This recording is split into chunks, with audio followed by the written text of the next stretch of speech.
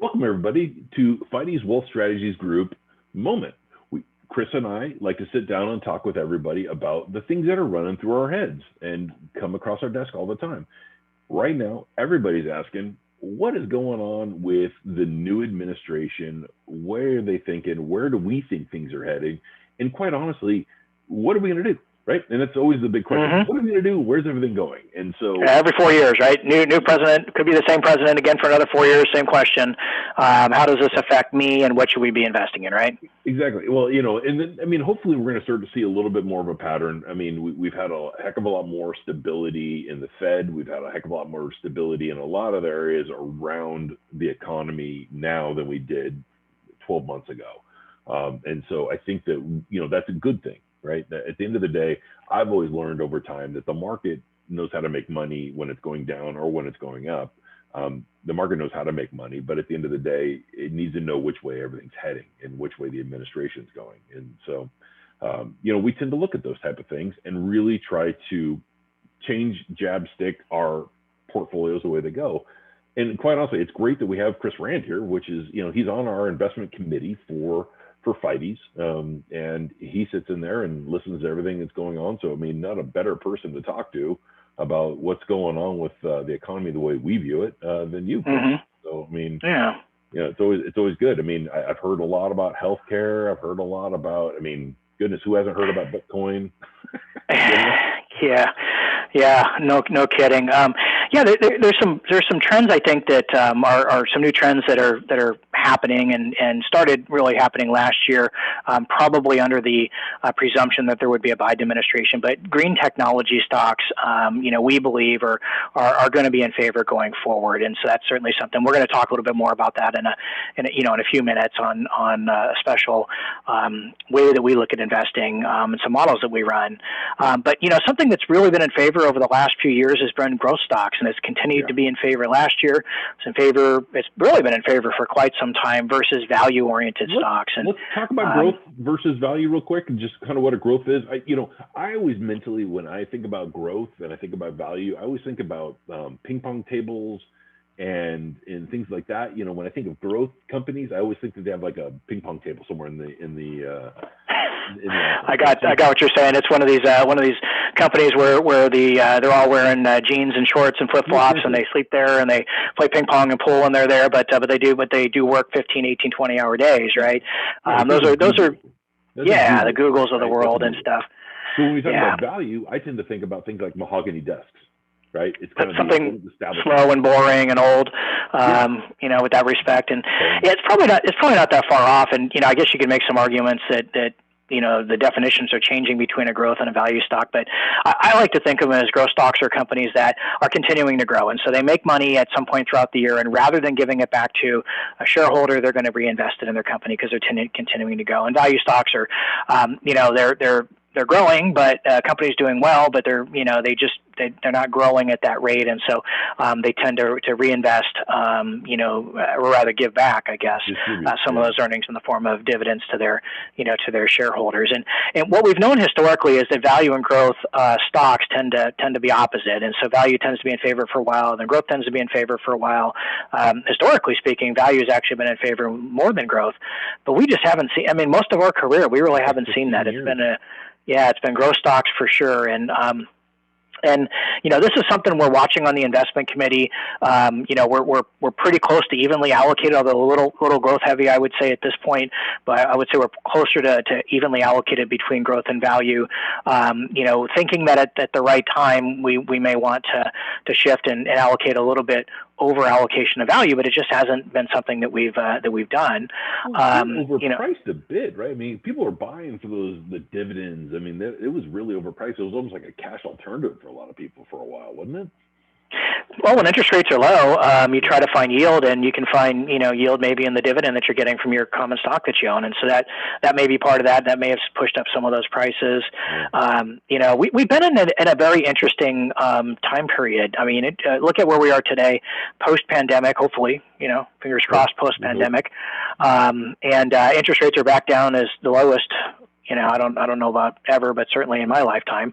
We thought they couldn't possibly go any lower a number of years ago coming out of the financial crisis, and boy, were we wrong when the short-term lending rate is right back at zero again.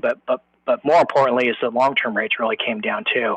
But as we sit here in the beginning of 2021, the long-term interest rates are starting to increase, and so that's a good thing. We're starting to see a normal-looking yield curve. We're starting to see commodities prices go up. I was looking at lumber prices, Mark, the other day, over double in the last 12 months, the cost to purchase lumber. We've seen lots of commodities, a lot of the metals, maybe with the exception of gold, copper, silver, tin, increasing in cost. This may be an indication of inflation to come, and so that's something that we've been watching, something we've been very concerned about, especially with the spending that the U.S. government, and the rest of the world too, but we're focused on the U.S. government has done over the last number of years. But there is that opportunity, we're going to talk about in green technology. We think there's still opportunity in healthcare. There may be some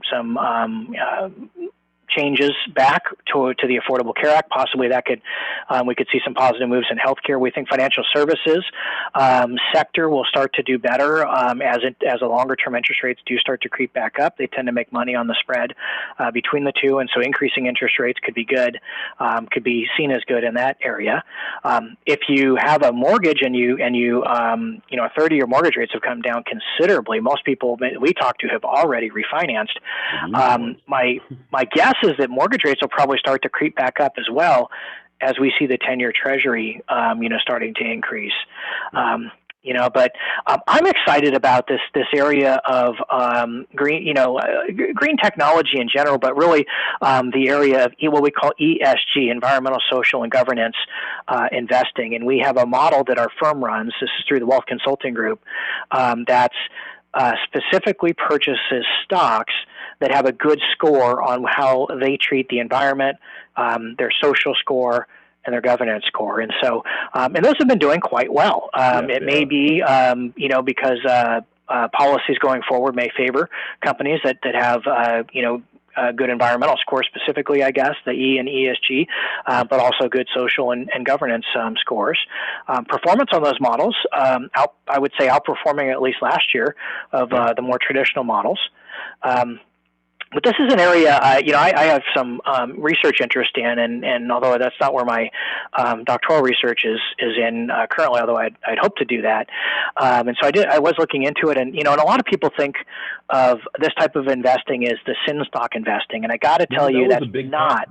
That was a big talk back in the 90s and 2000s, wasn't it? It was like, well, and that's what it was, though, right? It was don't buy the sin stocks, right? And what they meant by that are, gaming stocks and alcohol and tobacco and firearms, and the problem was that those were the stocks that made money, and so you were giving up performance by not buying the sin stocks. ESG investing is not that. It's not an exclusionary investing like excluding, whatever would be deemed a sin stock of the past. It's looking for companies. It's an additional screen on good companies that, in addition to whatever other factors the stock picker, the portfolio manager will look for in a stock, is they add this ESG screen there. So maybe a good way to look at it, I like to think of it, Mark, is, the portfolio manager goes to his analyst and says, hey, I want to buy a stock. Get me some ideas. The portfolio analyst will come back and say, here's the 5 stocks we like. In an ESG manager, they're going to take those 5 stocks and then they're going to screen them for an ESG score, and they might be left with 2. And so it's an additional screen above and beyond that. We're just, we think it's a decent way to consider investing, first of all, going forward, but maybe under the current administration, it might be something that performs better based on the based on the direction here. Let's not shortchange the advocacy that you get from those investments as well. I know that most companies are looking for, fund investment into their companies. And if those companies are coming in saying, hey, listen, I noticed that you still beat baby seals. We don't want you to do that. And if you stop doing that, then we're gonna go ahead and, buy some of your stock.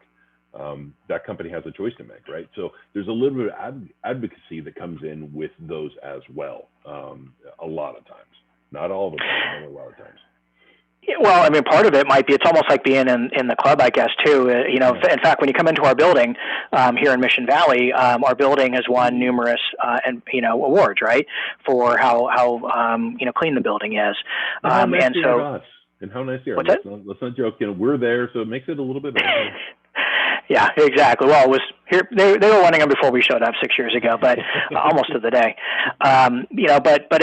It's almost like they say, hey, we've won these awards, we do these good things, and then people might want to lease from there because that's how they are. And so companies may, they're starting to see them saying, well, what is our ESG score? We want to brag about how good we're doing on this or that or the other, and so we may start to see that component. The advocacy, though, you were talking about, I think is an interesting component. It's not necessarily that they're trying to push a certain social agenda, because I think certain people will think, I don't want anything to do with this because there's some social agenda there. I wouldn't say that that's it.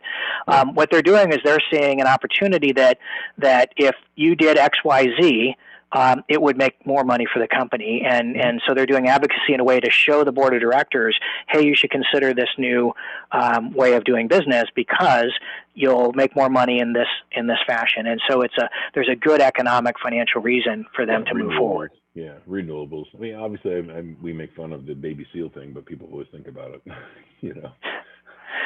Yeah. So it's an interesting area to look at, and I think it's probably something that we've done for years. We've had that model for years. It's gaining in popularity, and maybe something, yes, at least, maybe something that if you're not in it and you have interest, might be something to consider, and maybe it lines up with with what your own personal interests are. Absolutely. So to kind of sum up, I mean, commodities are something we're looking at. We're watching the interest rates as they dropped considerably, and now they're starting to, not the short-term rates, the longer-term rates are starting to rise a little bit. Yep. And that may help out the financial services sector. And this is something that we're going to continue to watch to see what may be proposed. Now that we have a new administration and the direction, and then what investments may benefit from that. The big, having a spending bill coming out. What might be in that spending bill? Is there an infrastructure package? If there is, that might be something that would benefit. So things along those lines, and then making recommendations to our committee, and then implementing them on the behalf of our clients. And it might help a little bit also with, bond reinvestment, things in those natures, when folks, when their bonds are coming due, the ability to go out and buy another bond longer term to be able to get that rate of return that they need, those kind of things might help out a bit too. I mean, that, I know we've all been, and everybody in the entire sector of what we do has been struggling for those yield. So, yeah, yield. I mean, it's so hard to get yield nowadays with interest rates as low as they are. And boy, I can't wait for the days where they go up and we get a higher yield. That would be wonderful. The good old days of the 12% CDs, buddy. You and I weren't investing back then, I don't think. But I've seen them. long time ago. Well, I think this is a good little way to drop into this. Obviously, if anybody has any questions, feel free to give us a call at 619-546-6012. As always, we appreciate you for watching and being a part of this. And any questions or comments, feel free to reach out. But again, thank you very much from Mark Gallo and Chris Rand and the entire team at Fides Wealth Strategies Group. Yep. Have a good day.